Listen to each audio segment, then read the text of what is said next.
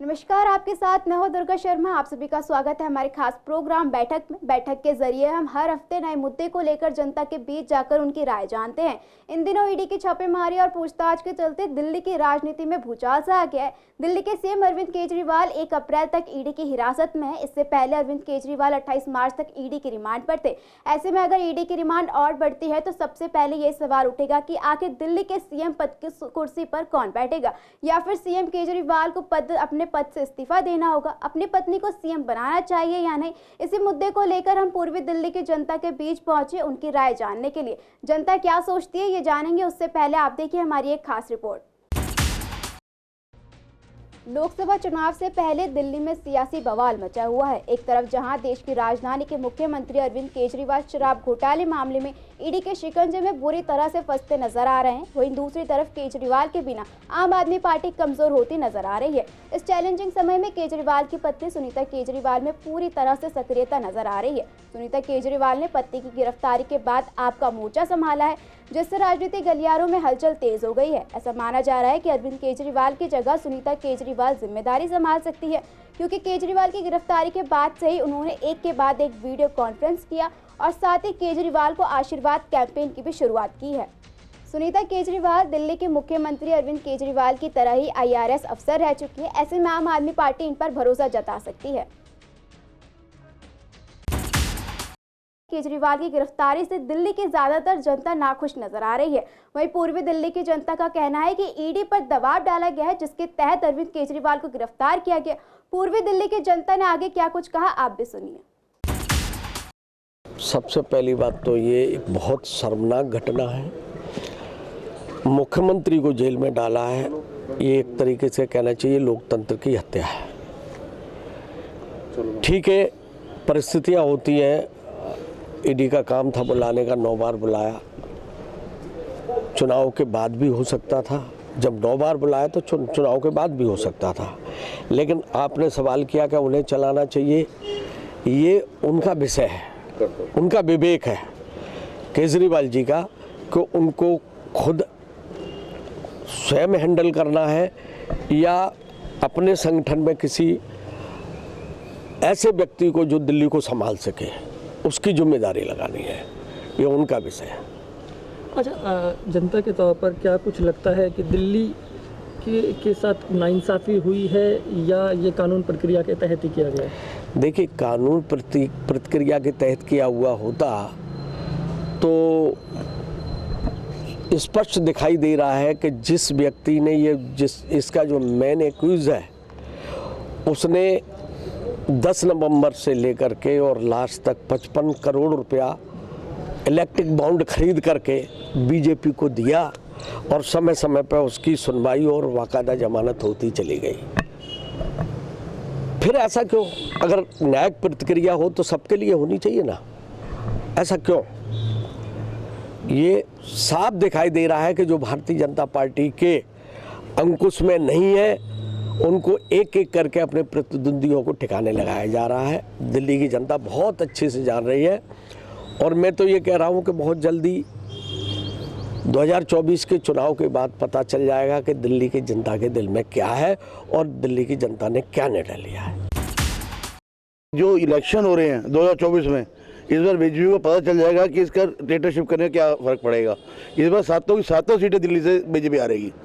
अच्छा, क्या रीज़न लगता है उन्हें जेल में डालने का? ये चुनाव ही लगता है या सच में ही कोई? ये चुनाव रीति का सब सच है कि चुनाव है कि आपस में मिल गए हैं। जो चाहते थे कि आपस में मिलकर ना लड़ें, कि ये दोनों आपस में लड़ेंगे, उसका फ़ायदा बीजेपी उठाएगी। जो हम एक साथ एकता हमने जो मजबूती कर ली है, इससे वो घबराने के बाद इन्होंने ये हरकत की है। जेल से तो नहीं चलना चाहिए, ये तो संविधान भी नहीं कहते जेल से चलना चाहिए, क्योंकि जो न्यायपालिका है उसमें जो ये चल रहा है, उनको अपने पद से इस्तीफा देके किसी और को सीएम बनाना चाहिए। ये कोई तरीका नहीं है। अच्छा, कहा जा रहा है कि अगर सीएम बनती हैं तो उनकी धर्मपत्नी ही बनेंगी, क्या ये परिवारवाद को बढ़ावा है या फिर आम आदमी पार्टी में कोई और चेहरा नज़र नहीं आता है? ये देखो उनका अपना जो उनकी सोच है वो ये सोच के कर रहे हैं कि वो वाइफ को सीएम बना देंगे और लोगों की सहानुभूति उनको मिलेगी। उसका ये वो हो गया ना कि अपनी वाइफ को बनाने, लेकिन परिवारवाद होना नहीं चाहिए। अच्छा, कितना फ़ायदा पहुंचेगा या नुकसान होगा उनका जेल से जाने में आने वाले चुनाव में? देखो सहानुभूति तो खैर उनको मिलेगी, सहानुभूति की एक लहर तो बनेगी, क्योंकि हुआ तो चुनाव के टाइम पे जो हुआ ये गलत है। क्या करना था पहले करना चाहिए, टाइमिंग गलत है। हम ये नहीं कहते हैं कि किसी को भ्रष्टाचारी को बचाने वाली बात नहीं कर रहे हम, लेकिन भ्रष्टाचार हुआ है। चाहे मैंने सुना है ये कांग्रेस के जो लीडर थे पहले, उन्होंने पत्र एलजी को, सीबीआई को और कमिश्नर को दिए कि इसके खिलाफ जांच की जाए, और जब ये जांच का विषय बन गया, लगा कि हाँ ये जांच का विषय, तो इसमें बीजेपी एकदम कूद पड़ी और बीजेपी ने मुद्दा उठा लिया, और उठाने के बाद बीजेपी ने देखा कैसे इस मुद्दे को भुनाए। और जो बीजेपी की जो 2 साल से पहले इन्वेस्टिगेशन चल रही थी, मैंने सोचा इतने टाइम से अरेस्ट था, संजय सिंह अरेस्ट हुआ, तो केजरीवाल को ये इलेक्शन के टाइम पे अरेस्ट करना, कहीं ना कहीं सहानुभूति मिलती है केजरीवाल को इस चीज़ की। तो ये चीज़ टाइमिंग जो है ना, टाइमिंग का जो इशू है ये बहुत बड़ा इशू है। ये टाइमिंग जो उनको बताता है कि कहीं ना कहीं विपक्ष को ख़त्म किया जाए। भाजपा चाहती है कि अपना राज्य, हमें जो लग रहा है हिसाब से कि भाजपा का ये कि नेतृत्व चल रहा है कि किसी तरह विपक्ष को ख़त्म करके बस इलेक्शन को ख़त्म कर दिया जाए। ये बहुत ही घातक सिद्ध है, घातक चीज़ है लोकतंत्र के लिए, ये बहुत ही घातक है जनता के लिए। आने वाला टाइम बहुत ही, अगर हम अभी भी नहीं कोई समझ में आए, सब हम एक ही कट्टरता पे चलते रहे, तो ये हमारे लोकतंत्र के ऊपर बहुत बड़ा प्रहार होगा। देखिए जिस हिसाब से इनकी तोड़ मोड़ की राजनीति है भाजपा की, जिस हिसाब से एमएलए तोड़ते हैं, अभी देखिए इन्होंने पंजाब का एक सांसद को तोड़ा और रिंकू को, उसको तोड़ के ये बीजेपी में ज्वाइन करवा दी। तो ये कल को ऐसे केजरीवाल के नाम से सरकारें चल रही हैं, लोग भी वो कर रहे हैं, और कल को यही डर है कि यहाँ पर भी ये 10-20 सांसद 30 सांसद तोड़ के सबको लालच दे रहे हैं। वहाँ पर भी आरोप लगाया सांसद विधायकों ने पंजाब के अंदर कि 20-25 करोड़ की ऑफर आ रही है। तो दिल्ली में पहले भी लोटस उन्होंने चलाया, लेकिन बीजेपी का ये फेल हुआ, क्योंकि इसकी जो 62 सीटें हैं, इसको तोड़ना बहुत बड़ा मुश्किल काम था। तो कहीं ना कहीं अगर केजरीवाल हटता है, कि उनको भी एक बहुत बड़ा डर है, अगर मैं हटता हूं तो कहीं ना कहीं अगर कोई और आता है तो कहीं ना कहीं इसमें फूट डलेगी। तो जो इसी कारण से पार्टी इस्तीफा नहीं देना चाहती। और कोई संविधान भी नहीं कहता कि किसी को अगर कोई जेल में है तो जेल में रह के नहीं चला सकता या चला सकता है। ये संविधान में हमारे ऐसा कुछ भी नहीं है कि लाओ कि हाँ भी जेल में चले गए मुख्यमंत्री तो वो सरकार नहीं चला सकता, ऐसा संविधान नहीं है। लेकिन हाँ, ये पहली बार जो हुआ है कि किसी एक मुख्यमंत्री को ईडी के द्वारा अपने एक सिर्फ तोते के द्वारा भाजपा ने एक मुख्यमंत्री को जेल करा दी। ये सबसे बड़ा लोकतंत्र पे प्रहार है। इस चीज़ की मैं निंदा करता हूँ, और जो भ्रष्टाचारी हो उसके ऊपर कार्रवाई होनी चाहिए। लेकिन टाइमिंग को लेकर इलेक्शन के टाइम पे कि आपको आपके विपक्ष कोई बोल ही ना सके और एक तरफा आपकी जीत हो, ये बड़ा ही मुश्किल है। आप जिस हिसाब से महंगाइयाँ हो रही हैं, अभी 1 अप्रैल से टिकटों के ऊपर रेट बढ़ रहे हैं, आपके टोल टैक्सों पे रेट बढ़ रहे हैं। टोल टैक्स रेट बढ़ने से क्या होगा? रोडवेज की बसों के रेट बढ़ेंगे, किस पे बाहर जाएगा? जनता पे जाएगा। जनता को सोचना चाहिए। राम के ऊपर जो उन्होंने एक रचना रची और राम के ऊपर उन्होंने जो मंदिर के ऊपर उन्होंने प्रोपगंडा बनाया, राम तो सबके, राम तो मेरे भी है, राम तो इनके भी है, राम तो उनके भी, राम तो सबके है। एक आपका जो एजेंडा था आपने कर दिया, लेकिन जो महंगाई के ऊपर है, बेरोजगारी के ऊपर है, रोजगार के ऊपर है, आप उस पर मुद्दे पे बात नहीं करते और विपक्ष को खत्म करना चाहते हैं। सबसे बड़ा लोकतंत्र पे प्रहार है। यदि जेल में रहकर सरकार चला सकते हैं, ये देखो उनका अपना निर्णय है। और रही बात, इनकी पार्टी के अंदर बहुत नेता हैं ऐसे जो सरकार चलाने में सक्षम है, वो चला सकते हैं। कोई ज़रूरी नहीं है कि कोई ये मतलब उनकी वाइफ चलाए। और यदि वो, ये तो उनका अपना निर्णय होगा कि उनकी वाइफ चलाएं या खुद वो जेल में बैठ के सरकार चलाएं। आप ये देखो ना, जिस समय सिर पर चुनाव है, चुनाव को देखते ही ये टारगेट किया जाता है, डराया जाता है ईडी के डर से। ये डरा के मतलब एक ज़बरदस्ती वाली राजनीति हम कह सकते हैं इसको, जिस प्रकार से ये नरेंद्र मोदी की जो चल रही है। भाई जो लोग इनकी पार्टी ज्वाइन कर लेते हैं या तो उन पे कोई दिक्कत नहीं है, वो बिल्कुल ठीक है, उनको क्लियर चिट मिल जाती है। और जो आदमी इनका विरोध करता है, ये 1 मिनट से पहले सरकारी मशीनरी का दुरुपयोग कर रहे हैं। देखो टाइमिंग बहुत गलत है। या तो अगर ये जो पहले एडी के वो जो संबंध आ रहे थे, या तो वो जब भी करते हैं इलेक्शन से पहले। अब जो बहुत टाइमिंग है कि ये सरकार ना, इनका कोई विपक्ष में कोई जीत के ना है, दिल्ली के अंदर जीत के ना है, ये तो इनकी तानाशाही है। करना था पहले करना है, टाइमिंग बहुत गलत है। एक तो मैं ये कहना चाहता हूँ कि जो सीएम पद के लिए अब उनको जो है इस्तीफ़ा देकर किसी और को दे देनी चाहिए, क्योंकि जो है केजरीवाल जी जब दिल्ली के मुख्यमंत्री नहीं थे तो वो शीला दीक्षित जी के बारे में भी कुछ ऐसे कहते थे। लेकिन मैं जो है इस बात का खंडन करता हूँ कि केजरीवाल जी को इस समय गिरफ्तार नहीं करना चाहिए था। या तो उनको पहले गिरफ्तार करना चाहिए था या फिर उनको इलेक्शन के बाद गिरफ्तार करना चाहिए था। अब जो है इस समय जो है उनको गिरफ्तार नहीं करना चाहिए था बिल्कुल। ये जो है भाजपा एक षड्यंत्र के तहत पूरे के पूरे विपक्ष को समाप्त करना चाहती है, ये गलत है। ये आज तक पहली बार ऐसा हुआ है जो मुख्यमंत्री को अरेस्ट किया गया हो। इसके लिए बाहर के विदेशों ने भी विपक्ष उठाया।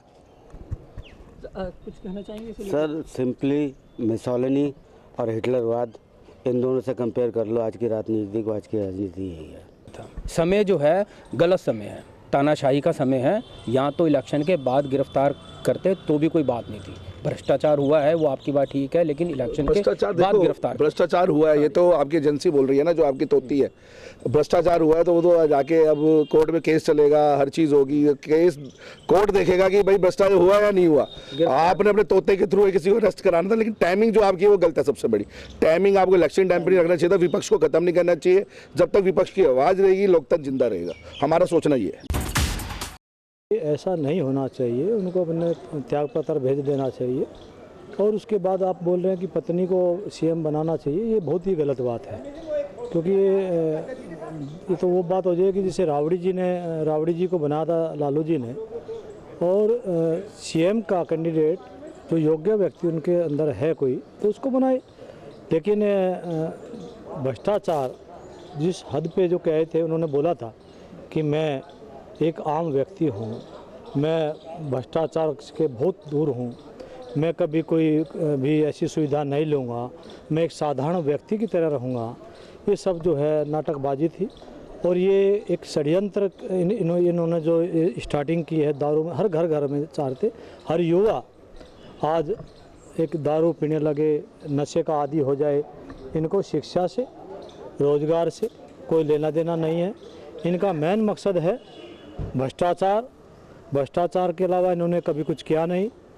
और आए थे कि हम एक आम आदमी हैं, और आम आदमी ना होकर के इन्होंने पूरा इनका जो मंत्रिमंडल है, विधायक है, हर व्यक्ति भ्रष्टाचारी है। कोई भी दिल्ली के अंदर ऐसा व्यक्ति नहीं है जो जेल में ना गया हो, चाहे वो अपना सिसोदिया जी हो, संजय जी हो, और हेल्थ मिनिस्टर जी हों, और खुद अब ये।